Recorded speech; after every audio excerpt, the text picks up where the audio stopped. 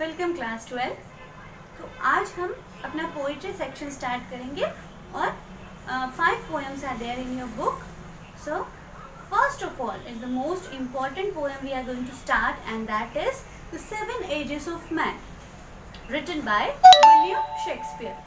Okay, The 7 Ages of Man, इसमें ये actually Shakespeare के एक कॉमेडी थी, रोमांटिक कॉमेडी, जिसका नाम था एज यू लाइक इट। एक प्ले था, ठीक है, उसका as you like it romantic comedy थी।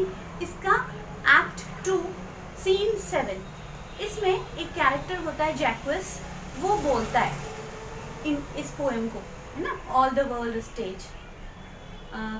और वो मतलब इतनी ज़्यादा मीनिंगफुल होता है, पूरी लाइफ बता देता है एक इंसान की, है ना। इसमें ये स्टार्ट होता है इन्फेंसी से, है ना, very beginning of our age. Infancy से स्टार्ट होता है, then the school boy, then the teenager, then middle age man, then the old age, then the just when we are just going to death, okay, death. But before that इसको हम पढ़ेंगे और हम लोग इसको बहुत इंजॉय करके पढ़ेंगे। But before that I just want to tell you about the author, the writer, the poet, who is William Shakespeare. So Shakespeare के बारे में कुछ लाइन मैं बोलना चाहूँगी। उन लाइन्स को आप अपने आंसर्स में यूज़ कीजिएगा तो काफ़ी इफ़ेक्टिव होता है हमारा आंसर जब हम लॉन्ग आंसर लिखते हैं, ठीक है। I will just start with it, what ever I read.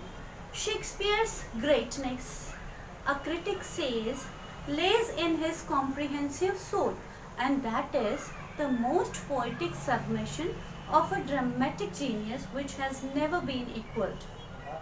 इसका मतलब है कि शेक्सपियर की जो स्पिरिट थी वो ही जीनियस थी, उनकी जो आत्मा थी वो ही इतनी इंटेलिजेंट थी, इतनी जीनियस थी कि उनके जो अगर आप आगे जाके अगर इंग्लिश लिटरेचर लेते हैं और उनके बारे में पढ़ेंगे ना तो आप भी बहुत ही बड़े फ़ैन हो जाने वाले हैं उनके, ठीक है। मेरे तो बहुत ही फेवरेट राइटर थे ये। But Shakespeare is not only a dramatist, he is a poet, and he have written many sonnets and all that. He's a poet, and first of all, he is a very good actor also. He has just devoted his life in the acting, okay, on the stage, on the theatre, okay. So अब हम start करते हैं इस poem को। मैं explain करूँगी आपको, और आप जो है ना, जो मैं एक्सप्लेन करती हूँ, मैं समरी बता रही हूँ आपको, वो समरी आपके, क्योंकि आपके इन टेक्स्ट क्वेश्चंस आएंगे एग्जाम में, आपके पास में एक पैसेज आएगा और उस पैसेज में से आपको क्वेश्चंस के आंसर्स फाइंड आउट करने होंगे, तो आप इसको बहुत ध्यान से सुनिएगा, ठीक है। और जो वर्ड्स हैं देखिएगा, ब्यूटी देखिएगा, पोएम की वर्ड्स की ब्यूटी देखना है इसमें, ठीक है। और फिर कुछ पोइटिक डिवाइसेस जो इसमें यूज़ हुई हैं उनको भी मैं एक्सप्लेन करूँगी। So we get started for that. All the world's a stage, and all the men and women merely players. They have their exist and their entrances, and one man in his lifetime plays many parts. इसको explain करते हैं अब, है ना। इसमें है ना, पूरी जो वर्ल्ड है उसको एक स्टेज के बराबर समझा है ना। तो यहाँ पर मेटाफर है, ये इंग्लिश की एक पोइटिक डिवाइस है ना। मेटाफर मतलब direct comparison without using the word like और एस। सो पूरा जो वर्ल्ड है वो एक स्टेज है, और सारे मेन और वुमेन जो है वो प्लेयर्स है, अपना अपना रोल प्ले करते हैं, और उनकी एंट्री होती है और एग्जिस्ट होता है। And one man in his lifetime plays many parts. Now okay, Shakespeare thinks that a man's life is a drama and the world is stage. हमारी जो लाइफ है वो ड्रामा है और वर्ल्ड स्टेज है। He says that the world is a stage where men and women simply come and play their assigned roles, just as actors and actresses who enter and leave the stage in the drama.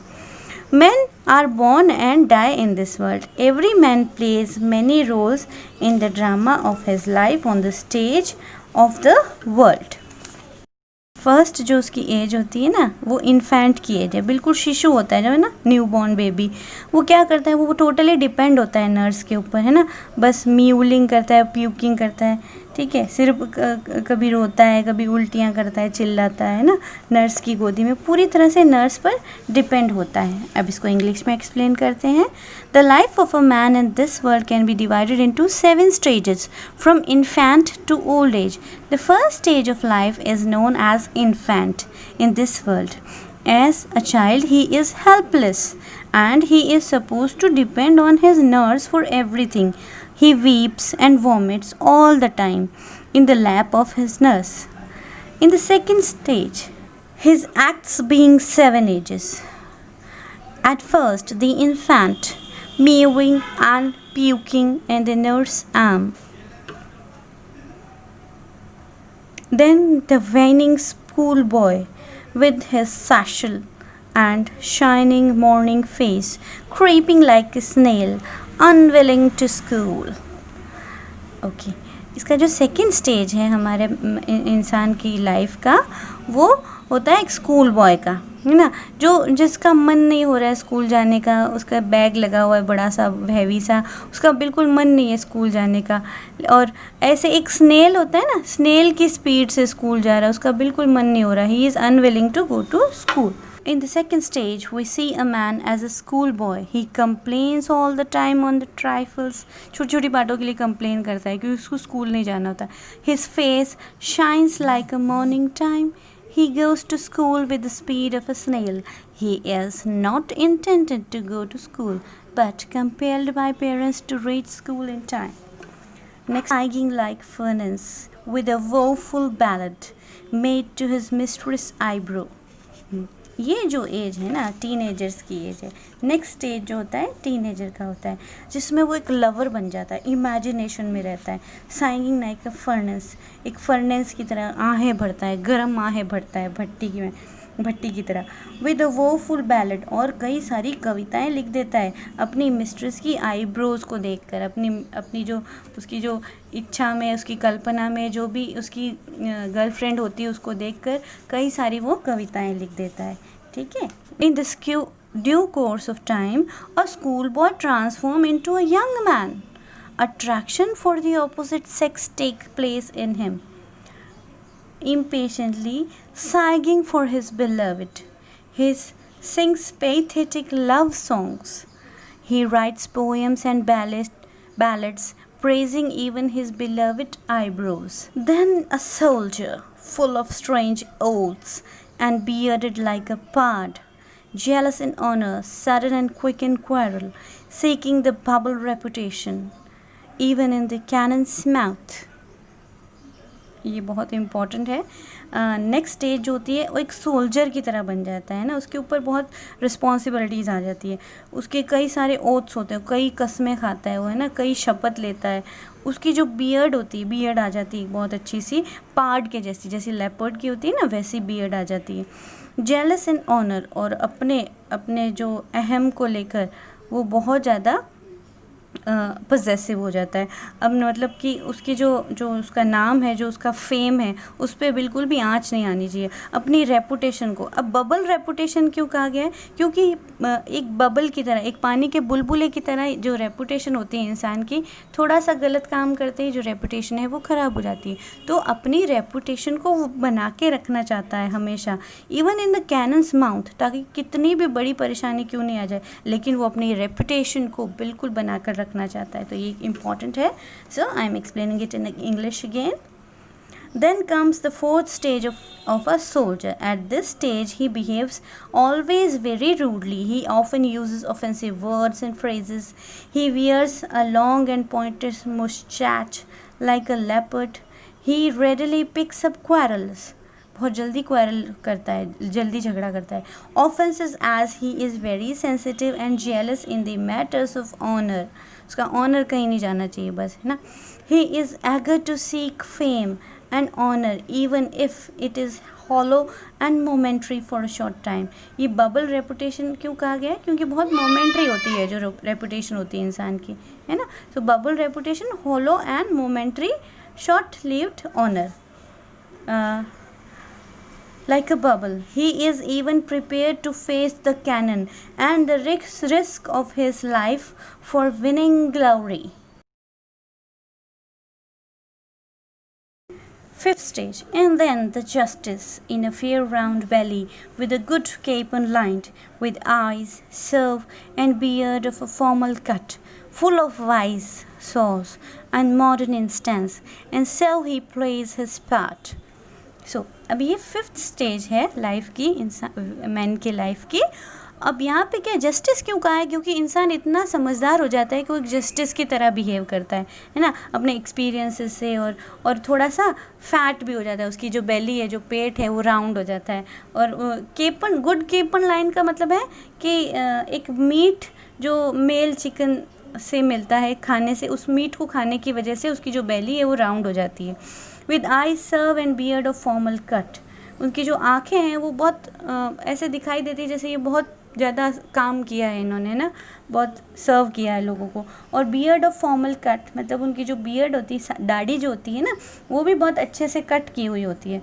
Full of white sauce and modern instance, and so he plays his part. He has a beard of formal cut, preciously after the fashion of the times, in keeping with his office. He is both a man who speaks wise maxims illustrated with the common stories of court cases. अच्छा, अब यहाँ पे कभी कभी ये इंसान जो है ना, इस फिफ्थ स्टेज में बोर्डम भी हो जाता है, क्योंकि वो बहुत ज़्यादा बोलने लग जाता है, कभी कभी अपनी बढ़ाई बहुत ज़्यादा करने लग जाता है. ठीक है, तो बोरिंग सा एटमॉस्फेयर हो जाता है क्योंकि वो बहुत ज़्यादा बताना शुरू कर देते हैं ना. ठीक है, so now moving to the next stage, modern instance, and so he plays his part. तो इस तरह से वो अपना जो जस्टिस का पार्ट है वो प्ले करता है. Okay, now I'm explaining it to you in English. The poet described the condition and appearance of a judge. It is the fifth stage of man's life. He acts like a judge. ठीक है, his physique मतलब body, shows that he is satisfied at this stage of because he has achieved a lot. उसने बहुत कुछ achieve किया है इसलिए वो satisfied है. He has a round belly and grows fat on receiving the capons as a bribe. ठीक है, बहुत सारा केपन्स खाने की वजह से बेली राउंड हो गई है.